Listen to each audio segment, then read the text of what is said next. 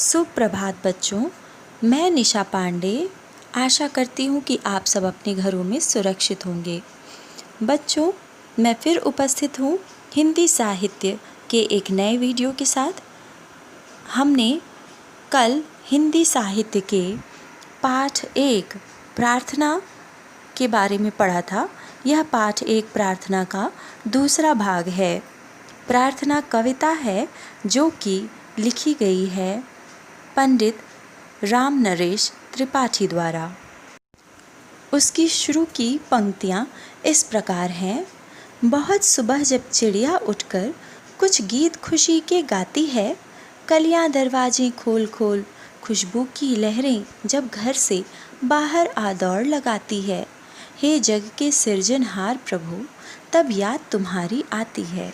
इन पंक्तियों का हमने अर्थ भी समझा था कि कवि कहते हैं कि जब भी वो चिड़ियों को सुबह सुबह गुनगुनाते हुए देखते हैं और जब भी वो फूलों को खिलते हुए देखते हैं और फूलों की खुशबू उनके पास पहुंचती है, तो तब उन्हें भगवान की याद आती है कि उनके द्वारा ही प्रकृति की सभी चीज़ें बनाई गई हैं।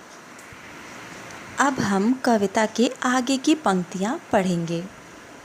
जब छम छम बूंदें गिरती हैं, चम चम बिजली कर जाती है, मैदानों में वन बागों में जब हरियाली लहराती है, जब ठंडी ठंडी हवा कहीं से मस्ती ढोकर लाती है, हे जग के सृजनहार प्रभु, तब याद तुम्हारी आती है।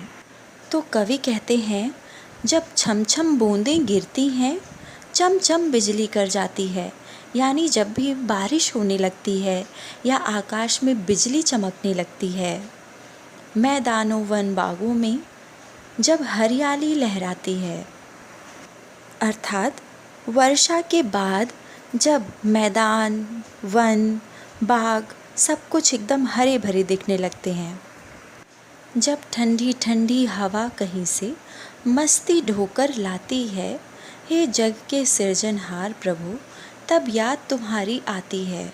तो कवि कहते हैं, जब भी ठंडी ठंडी हवा चलती है तो हे प्रभु, हे सृजनहार, तब हमें आपकी याद आती है। सृजनहार मीन्स निर्माण करने वाले भगवान। भगवान ने ही प्रकृति की सभी चीज़ें बनाई हैं, इसलिए कवि उनका धन्यवाद करना चाहते हैं और उनको याद करते हैं। तो बच्चों, इस कविता के माध्यम से हमें ये सीख मिलती है कि प्रकृति द्वारा जितनी भी चीज़ें हमें मिली हुई हैं, हमें उन सब की रक्षा करनी चाहिए और ईश्वर ने हमें ये सब कुछ दिया है, इसलिए हमें उनका धन्यवाद करना चाहिए। इस आशा के साथ कि आपको ये कविता अच्छी लगी होगी और अच्छे से समझ में आई होगी, मैं अपना वीडियो यहीं समाप्त करती हूँ। मिलते हैं फिर कुछ नई जानकारियों के साथ। तब तक के लिए अपना ध्यान रखिए, हाथों को बार बार साबुन से धोते रहिए और सामाजिक दूरी का पालन कीजिए। धन्यवाद।